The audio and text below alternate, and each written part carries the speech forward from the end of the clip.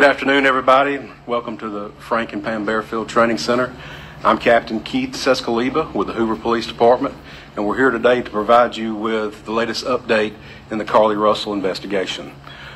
Joining me at the podium today will be Police Chief Nick Durzis, followed by Alabama Attorney General Steve Marshall. Chief Durzis will make a prepared statement. After Chief Durzis' statement is over with, Attorney General Marshall will also offer a few comments. Once that is completed, both gentlemen will return to the podium and you guys will have an opportunity to ask questions. With that, I will turn it over to Chief Durzis. Thank you, Captain.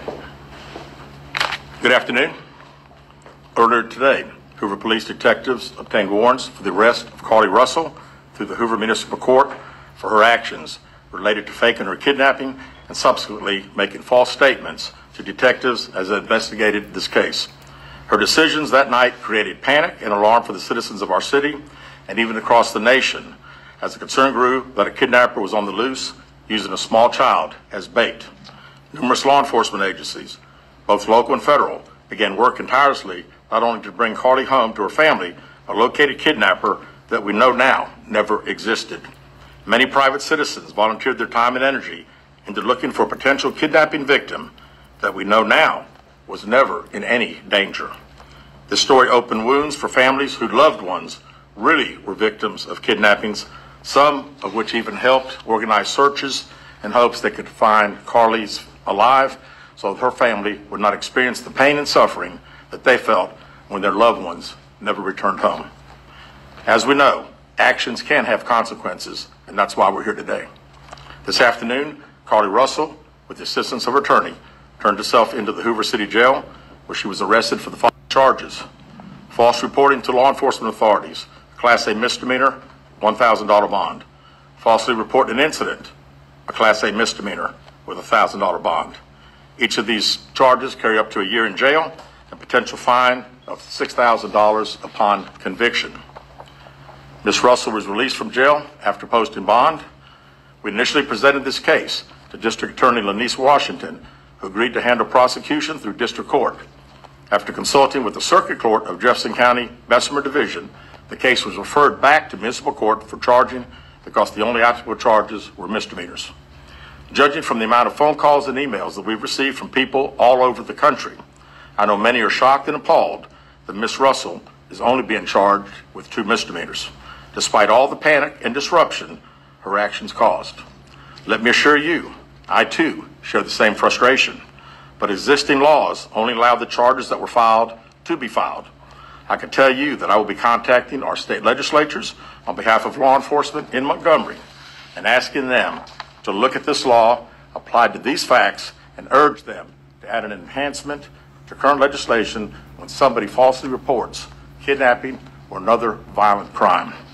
Because of the attention this case has garnered, we've requested Attorney General Steve Marshall's office adopt this case, and they've agreed to do so. The Hoover Police Department wants to thank everyone that assisted us from the beginning and continues to assist us in this case as we work its way through the criminal justice system. Joining me at the podium today is the State of Alabama Attorney General Steve Marshall.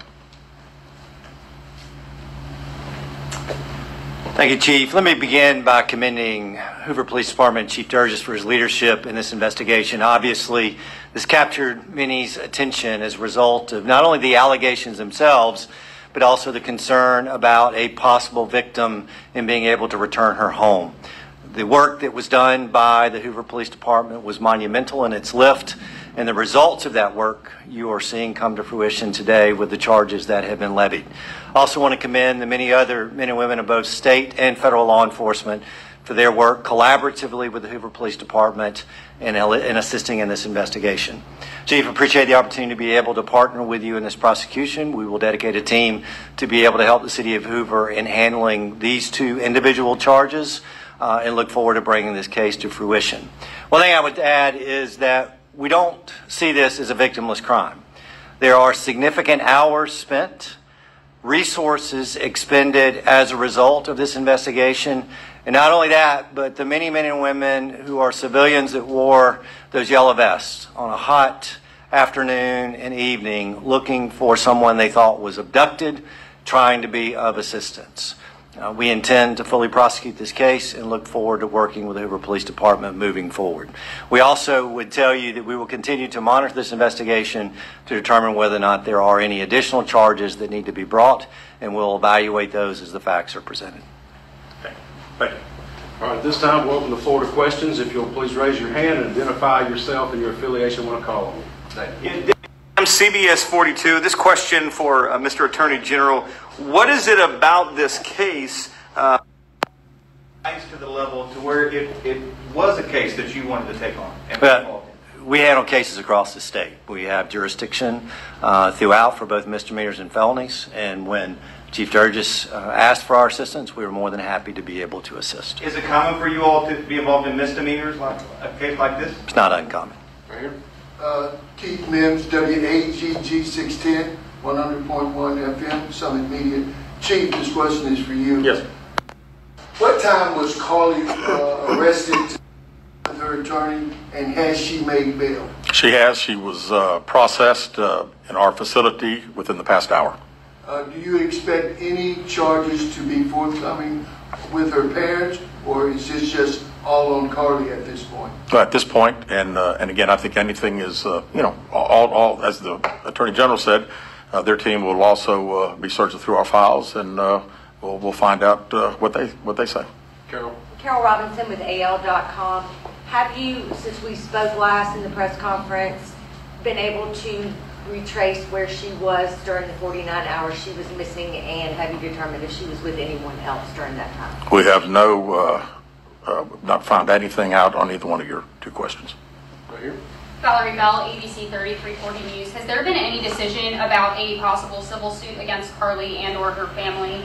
Also, what impact would this have on Hoover Police Department filing a suit, have on the criminal case as well? Yeah, we have not discussed that. Of course, we talked about the hours of overtime and all the significant resources that we used. And we'll certainly be talking to the Attorney General's office about possibly getting some of those funds returned to us. Lisa Crane, WBTM 13. In an earlier press conference, she outlined some items she had taken from her employer. Any potential theft charges for that? Those would have taken place in another jurisdiction, so we would not have charges ourselves. Carlee Russell, WBRC. Chief, do you mind repeating those charges and fines one more time for us? Sure.